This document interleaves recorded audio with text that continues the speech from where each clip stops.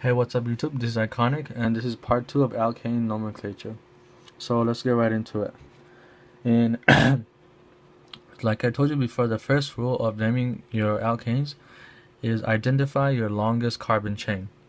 So why I chose this example in particular is because a lot of students will make the mistake and they'll think that their parent chain starts from left to right, or in reality it can go in any direction. So example for this one, the longest parent chain would start from this carbon. Well, it doesn't matter where it starts, but it'll be from 1, 2, 3, 4, 5, 6, 7.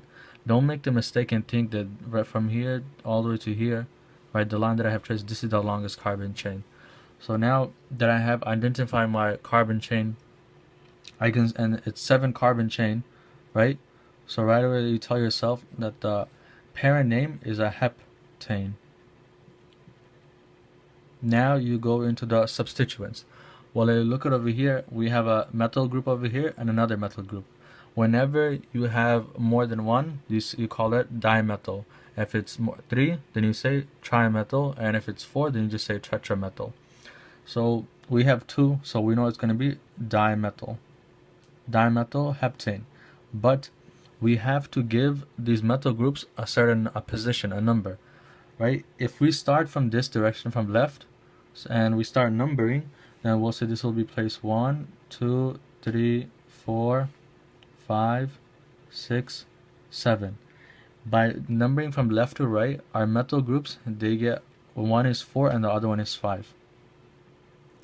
But the rule that I told you from the previous video is that we want to give our substituents overall at the lowest numbers possible.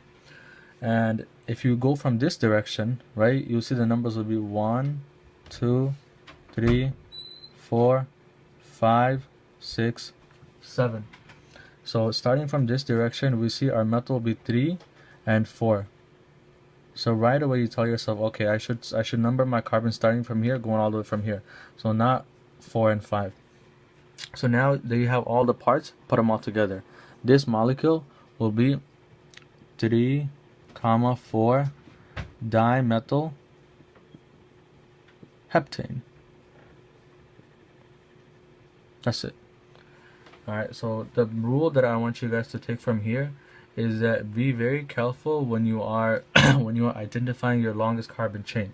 And after you have done that, make sure you give all of your substituents the lowest total numbers possible. Alright, now let's go to example number 2. Right.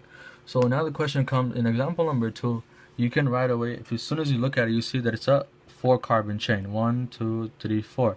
4 carbon chain, so this becomes a what? Butane, right? No triple bonds, no double bonds, so it's alkane with the A and E ending, so we say it's a butane. Now what about the substituents? This is where it gets kind of tricky, because if I number from this direction, 1, 2, 3, 4, my chlorine gets a number 2 position and my fluorine gets a number 3 position. So what is the rule in this situation? The rule is the substituent, right, the group that is added, the one that alphabetically comes first, that's the one that's going to get the lowest number, right? So obviously chlorine comes before F, right? That's why we want to give chlorine the lower number. So the way I have it numbered, 2 chlorine and 3 fluorine, this is good, because if I did the opposite direction, my fluorine will be 2 and my chlorine will be 3. So the way I have it numbered is exactly how I wanted. Now, like I told you, when you're naming, these halogens, when you're putting them in the name, right, you refer to them as 2 chloro and 3 fluoro. So now that you have all this together, you want to put the total name together.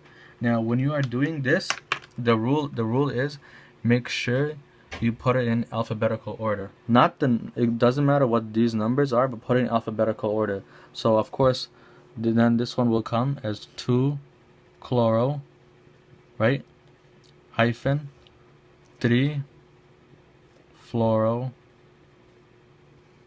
butane, right? And just another rule of thumb, whenever you have a number and then you have words after it, you always want to separate numbers and words with a hyphen. And if we have more than one number, say like in the previous problem when I had like what was it, 3,4 dimethyl numbers, you always want to separate. I'm sorry, you guys can't see that. Whenever you have numbers, you want to separate the numbers with a comma. So just those are just certain rules that you want to keep in mind. All right, guys. That's it for this video.